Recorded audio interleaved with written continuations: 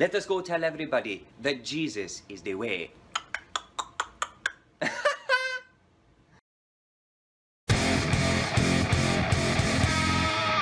Before we get started with today's video, I just wanted to thank everyone who watched and or came out to watch the first ever Heathen Hour podcast. It's now available for download, and I'll leave the link below in case you're interested.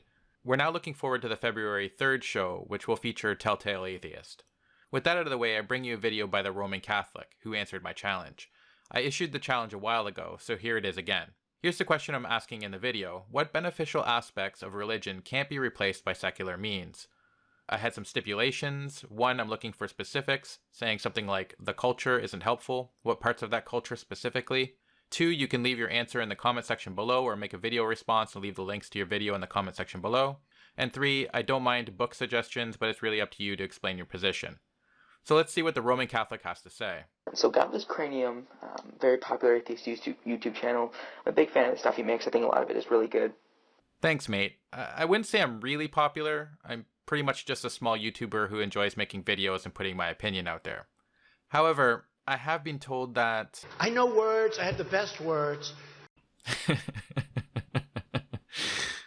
So essentially what he asked is there anything that Christianity has contributed to society over time that couldn't have been done in a secular society?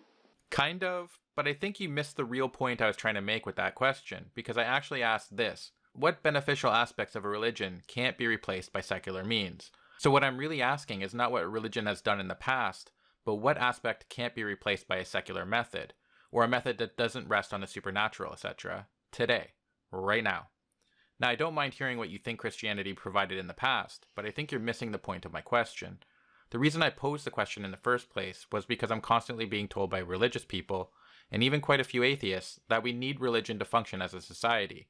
In other words, believing in God in today's world is necessary to society, yet I've yet to hear a good reason why. I just kind of want to look at what exactly Christianity has contributed. Christianity alone has contributed that really, secular society, we wouldn't have been able to do it with that. And I think that these are particularly Catholic contributions to these things. But first, I think we should look at the intellectual transmission that was really directly as a result of Christian monasticism.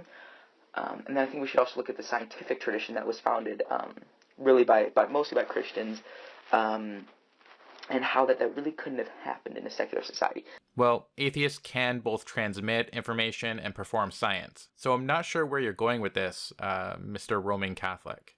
Just because a Catholic might have done these things doesn't mean it couldn't have been done by a person of no faith. So first, and this is the point that I really want to hit home, is this idea that Christian monasticism is really a big cause of the transmission of the intellectual tradition of Western society. And I think this is a really important thing to know. So when you understand is really the historical context. So this would have probably started about the 500s. This is when the Benedictine order was founded. Now, St. Anthony the Desert was the first monastic, but really monasticism as we understand it today started in the mid-500s. Mm-hmm. Part of the monastic tradition is ora et laboria, so it's prayer and work.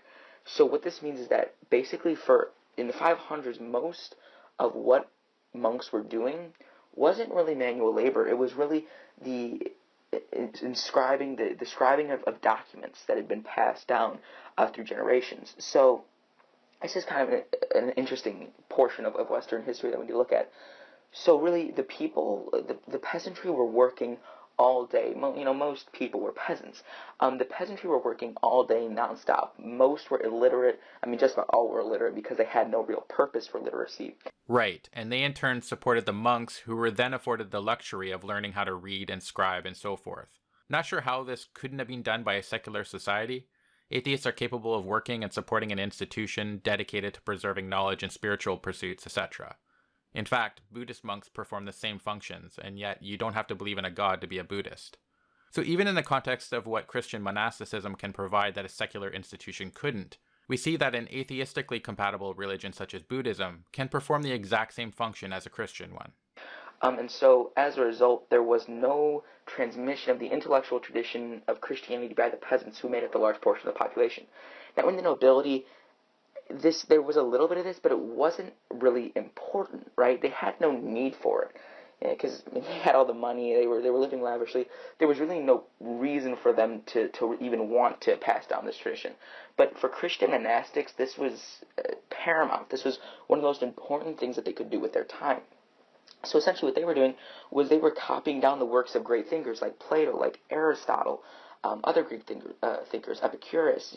These are thinkers who have influenced Western society really in a way that we can't even understand today. We can't really comprehend just how important and how huge their impact has been on Christian society today. Okay, so even if I grant you all that you say is true, what about it can't be replaced today? The internet, computers, the printing press, and so on are far better at preserving writing today than monks ever were. You also forget how much knowledge was lost due to religion. For example, 2 videos ago, I laid out the history and impact of Native American boarding schools, which were run mostly by the Catholic Church. They systematically tried to perform a cultural genocide on the indigenous people of North America, as well as other places I might add, and in some cases they succeeded. We've lost whole languages thanks to the Catholic influence. Another example would be the book burning at Mani, where the bishop, Diego de Landa, decided to burn Mayan books so he could convert the Mayans to Catholicism. As a result, we know almost nothing about the Mayan civilization. I could go on, but I think that sufficiently makes my point. Thank you for your response, Roman Catholic. I really do appreciate it, but I fail to see how or why any of it couldn't have been done within a secular or atheistic context. And I certainly don't understand how any of it can't be replaced today within a secular society. That's all I have for you today. Thanks for watching. Take care and cheers.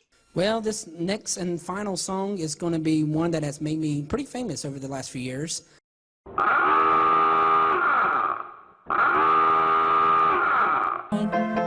Looking for a city built above.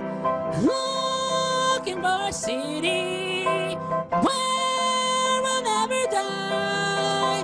Where the saint in millions never say goodbye.